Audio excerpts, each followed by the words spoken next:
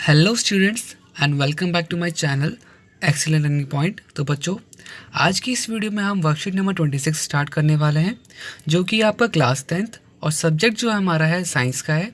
बच्चों, ये जो चैप्टर आज का हमारा जो है लाइफ प्रोसेस में से हम ह्यूमन रेस्पिरेटरी सिस्टम पढ़ने वाले हैं। तो पहले देखते हैं ह्यूमन रेस्पिरेटरी सिस्टम क्या होता है।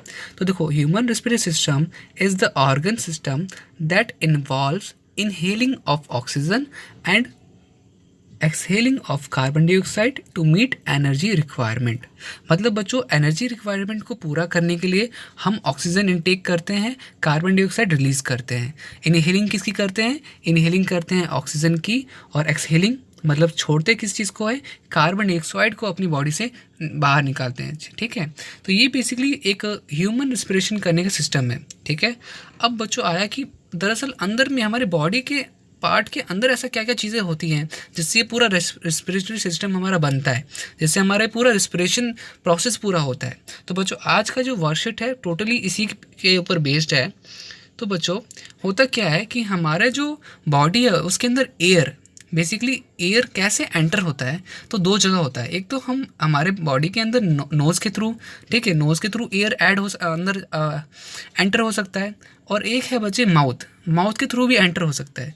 बट देखो, हम क्या करते हैं, नोज़ के थ्रू लेते हैं, बिकॉज नोज़ के थ्रू लेने से ये होता है कि जो एयर है बच्चों, वो एयर जब भी हम लेंगे तो एयर के साथ जो डस्ट होती है ना बच्चों, वो नाक में ही रह जाती है। किस वजह से? बिकॉज नोज़ में ना हमारे क्या होते हैं, नोज़ में हमारे टाइनी हेयर्स होते हैं। नोज़ के अंदर हमारे छोटे छोटे हेयर्स होते हैं, जिस वजह से जब भी हम एयर को अपनी बॉडी के अंदर क्या कहते हैं एंट्री करते हैं, तो वो जो हेयर्स है वो डस्ट को रोकने में काम करते हैं। ठीक है, और हमारे बॉडी के अंदर सिर्फ और सिर्फ एयर जाती है, ना कि उसका डस्ट। बट अगर हम माउथ से क्या कहते हैं एयर को अपनी बॉडी में एंटर करेंगे, तो क्या होगा कि आपके साथ आपकी बॉडी में एयर तो जाएगा ही जाएगा, बट साथ में डस्ट भी जाएगा। इसलिए हमेशा हमें इनहेल किससे करना चाहिए? नोज़ से ही, कभी भी मुँह से नहीं करना चाहिए। ठीक है बच्चों, एक ये हो गया। अब बच्चों डायग्राम पे मैं आता हूँ। डायग्राम क्या चीज़ है बच्चों, पहले मैं बताता हूँ। डायग्राम से ही सारी चीज़ें आपको क्लियर करवा दूंगा। तो मैं आपको प्रोसेस बताने वाला हूँ रेस्पिरेटरी सिस्टम का, ह्यूमन का। तो सबसे पहला काम होता है हमारे बॉडी में एयर की एंट्री। तो वो किसके थ्रू होती है? नेसल कैविटी या नेसल पैसेज के थ्रू। ठीक है बच्चों, तो देखो, अब सबसे पहले यहाँ से जब जाने के बाद ये एयर जो होता है बच्चों, यहाँ पर आपके होता है दो पाइप्स। एक होता है फूड पाइप, एक होता है वाइंड पाइप। तो जो एयर होता है बेसिकली ट्रैची से और फेनिक्स से होते हुए यहाँ पर आता है। ठीक है, इस जो रिंग्स टाइप के आपको दिख रहे हैं उसे कहते हैं रिंग्स ऑफ कार्लिगेज। ये जो बच्चे उठता हुआ दिख रहा है इसे कंठ कहते हैं बेसिकली। ठीक है, और आपको यहाँ पर वर्ड लिखा हुआ है, लैरिंक्स करके लिखा हुआ है। ठीक है, जो बेसिकली आपका वॉइस बॉक्स कहते हैं, इंग्लिश में वॉइस बॉक्स कहते हैं। ठीक है, तो यहाँ से होते हुए जाता है। अब एयर यहाँ से होते हुए गया, यहाँ से होते हुए के बाद ये यहाँ से आपका जो एक ये आपका क्या कहते हैं ब्रॉन्ची है, दो पार्ट में बढ़ जाता है बच्चे, ये दो पार्ट में बढ़ जाता है।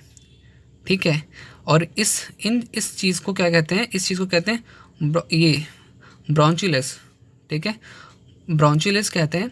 तो यहाँ पर क्या होता है बच्चे, लास्ट में ना, ये देखो यहाँ पे जूम करके दिखा हुआ है ना, तो वो जो एयर होता है बच्चे आपके नोज़ के थ्रू होते होते और लैरिंक्स से होते होते वाइंड पाइप से होते होते इन दो पार्ट्स में जाता है, और यहाँ पर आपका ये जो पार्ट है इसमें जाता है। अब इसके अंदर देखो आपको क्या दिख रहा है, इसके अंदर कई सारी शाखाएँ दिख रही है आपको। ये देख रहे हो, बहुत सारी शाखाएं आपको दिखती है, बहुत सारी शाखाएं।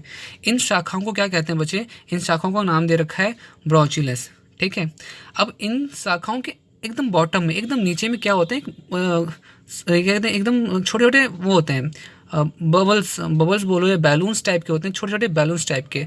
इन शाखाओं के बिल्कुल नीचे नीचे क्या होते हैं, वो बैलून्स टाइप्स के होते हैं। तो जो एयर होता है ना बच्चों, वो एयर ना इन्हीं बैलून्स के अंदर स्टोर होता है। अच्छा, ये जो बैलून्स टाइप के होते हैं क्या कहते हैं? तो देखो, इसको आपको जूम करके दे रखा है कि वो जो आपका ब्रॉन्चिलस होता है उसके अंदर क्या होता है। तो देखो, ऐसे छोटे छोटे बलून्स होते हैं। देखो ये बलून्स दिखे, छोटे छोटे बलून्स ऐसे दिख रहे हैं आपको। तो ये इन्हीं चीज़ों को एल्वियोली कहते हैं। ठीक है, तो एंड में सबसे लास्ट में क्या होता है, आपका एयर यहाँ पे जाके स्टोर होता है। यहाँ पे एयर स्टोर हो गया। अब एयर स्टोर होने के बाद ये कहाँ पे होता है, यहाँ से छन करके आपका सेल क्या कहते हैं आपका ब्लड सेल्स में जाता है, ठीक है, ये आपके रेड ब्लड सेल्स पे जाता है और सारी बॉडी को ऑक्सीजन प्रोवाइड करवाता है। वापस बता रहा हूँ क्या, एल्वियोली से जो हमारा एयर है, एयर्स में से ऑक्सीजन, उस एयर में से, उस हवा में से ऑक्सीजन ब्लड सेल में जाता है और ब्लड सेल से पूरी की पूरी बॉडी में वो एयर क्या कहते हैं, घुल जाता है या मिल जाता है, ठीक है। पूरी की पूरी बॉडी में वो एयर, पूरे सेल्स में वो एयर्स कन्वर्ट हो जाता है और बाद में फिर हमारी बॉडी को एनर्जी मिलता है। अच्छा बच्चों, एयर में बचा हुआ कार्बन जब हम सांस छोड़ते हैं तभी क्या कहते हैं, वो हमारे बॉडी में से निकल जाता है।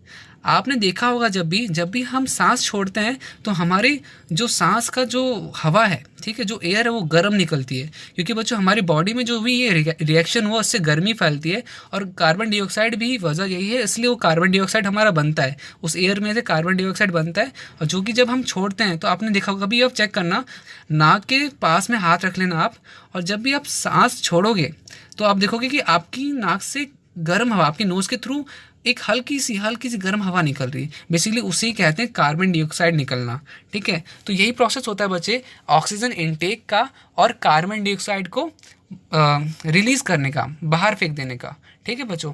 आई होप आपको ये समझ में आ गया होगा बच्चों। ये वैसे तो टॉपिक बहुत बड़ा नहीं है, बट फिर भी बच्चों को समझ में नहीं आता, तो मेरी ये कोशिश थी कि एक बारी मैं बच्चों को ये समझाने की कोशिश करूं और शायद आपको थोड़ा बहुत समझ में आया होगा, ठीक है बच्चों। तो यही था आपका। अब बच्चों इनहेलेशन एक्सहेलेशन, अब एक टॉपिक है हमारा इनहेलेशन एक्सहेलेशन। अब बच्चे आते हैं इनहेलेशन एक्सहेलेशन में, ठीक है। अब बच्चे इसमें जब भी आप इनहेलेशन करते हो, मतलब सांस अंदर भरते हो, तो आपकी थ्योरिक कैविटी क्या हो जाती है, एक्सपेंड हो जाती है, और जब भी आप सांस छोड़ते हो, ठीक है, तो आपकी वो कॉन्ट्रैक्ट, मतलब थ्योरिक कैविटी कॉन्ट्रैक्ट्स हो जाती है, ठीक है। आपकी रिब्स जो होती है वो ऊपर की तरफ, रिब्स जो होती है वो ऊपर की तरफ हो जाती है इनहेलेशन करने में, और जब भी आप सांस छोड़ते हो वापस से अपनी पोजीशन में आ जाती है, ठीक है। डायफ्राम जो होता है बच्चे, उसका फ्लैट वो जो होता है वो बिल्कुल फ्लैट हो जाता है, और जब भी वो क्या कहते हैं आपका एक्सहेलेशन करने के टाइम में क्या हो जाता है, वो डॉम शेप में हो जाता है, ठीक है। Volume of lungs increase when air enters.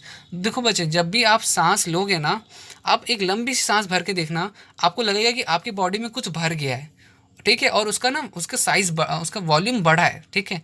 और जब भी आप सांस छोड़ोगे तो आपको लगेगा कि हाँ कुछ अंदर से वॉल्यूम, मेरा क्या कहते हैं, लंग्स की वॉल्यूम्स ना फूल जाती है। जब भी आप सांस लोगे ना तो लंग्स आपका फूल जाता है, और जब भी सांस छोड़ोगे तो लंग्स सिकुड़ जाता है। तो वही बोला जा रहा है, वॉल्यूम्स ऑफ लंग्स इंक्रीज जब हम इनहेलेशन करते हैं, तो जब हम इनहेलेशन करते हैं तो वॉल्यूम्स ऑफ लंग्स क्या हो जाता है, इंक्रीज़ हो जाता है, और जब भी हम सांस को छोड़ देते हैं, एक्सलेशन करते हैं, तो वॉल्यूम्स ऑफ लंग्स क्या हो जाता है, डिक्रीज़, ठीक है बच्चों। आई होप आपको ये सब चीज़ें समझ में आई होगी। तो अब क्वेश्चन आंसर्स करते हैं बच्चे, बिना टाइम वेस्ट के क्वेश्चन आंसर स्टार्ट करते हैं। तो बच्चों आज के आपके कुछ ये क्वेश्चन हैं, तो आते हैं क्वेश्चन आंसर्स पे। तो बच्चों सबसे पहला हमारा क्वेश्चन था, what is the function of alveoli. तो एल्वियोली का आपका क्या था, तो alveoli are single celled the walled balloon like structure. तो उनका वो बैलून टाइप के लगते थे और उनके अंदर हवा भरी होती थी, ये मैंने आपको बताया हुआ था। The site for gases exchange, मतलब वो गैसेस एक्सचेंज कहाँ से होती थी, लंग्स से होती थी। अच्छा, इनहेलेशन एक्सहेलेशन में डिफरेंस बताना है। तो अभी जस्ट मैंने एक्सप्लेन किया था, इनहेलेशन क्या होता है, थोरिक कैविटी एक्सपेंड हो जाती है, रिब्स लिफ्ट अप हो जाती है, डायफ्राम्स फ्लैट शेप में हो जाते हैं, वॉल्यूम्स का साइज इंक्रीज हो जाता है। एक्सहेलेशन में इसका उल्टा, थ्रोविक कैविटी कॉन्ट्रैक्ट्स हो जाती है, मतलब अट्रैक्ट करती है, रिब्स मूव डाउनवर्ड हो जाते हैं, और डायफ्राम आपका डम शेप में हो जाता है, और वॉल्यूम आपका डिक्रीज हो जाता है, ठीक है बच्चों। फोर्थ क्वेश्चन में आपको बनाना है ह्यूमन रेस्पिरेटरी सिस्टम का एक वेल लेबल्ड डायग्राम, मतलब कि उसमें नेमिंग होनी चाहिए और डायग्राम होना चाहिए। फिफ्थ क्वेश्चन है बच्चों आपका, observe the movement of your stomach during inhalation and exhalation. तो आपको अपने मूवमेंट का स्टमक जो पेट है आपका, उसका मूवमेंट बताना है इनहेलेशन एक्सहेलेशन करने टाइम में। तो इसका आंसर है, the stomach expand as the diaphragm moves downward to allow air to fill the lungs, ठीक है। तो बच्चे आप जब भी सांस भरते होगे तो आपका पेट थोड़ा सा फूल जाता होगा, एक्सपेंड बड़ा हो जाता होगा, ठीक है। When we breathe through the abdomen, it feel like a balloon is gently expanding with each breath and falling back down, ठीक है, which falling back down with each breath out। तो जब भी आप सांस लेते हो तो लगता है कुछ एक्सपेंड हुआ है, और जब भी आप सांस छोड़ते हो तो लगता है कुछ कम हुआ है, ठीक है, कुछ वापस से हमारा जो तो बढ़ रहा था वो वापस से डिक्रीज़ हुआ है। तो यही थे बच्चे पाँचों क्वेश्चन। बच्चों अगर आपको मेरा थोड़ा सा एफर्ट, मेरा वर्क अच्छा लगा, ये वीडियो आपको अच्छी लगी तो प्लीज़ वीडियो को बच्चों लाइक करना, शेयर करना, चैनल को सब्सक्राइब ज़रूर करना बच्चों, बिकॉज़ आपका सपोर्ट मेरे लिए बहुत ज़रूरी है। मुझे ये बहुत मोटिवेट करता है ऐसी वीडियोज़ और बनाने के लिए। थैंक यू बच्चे, बाय बाय।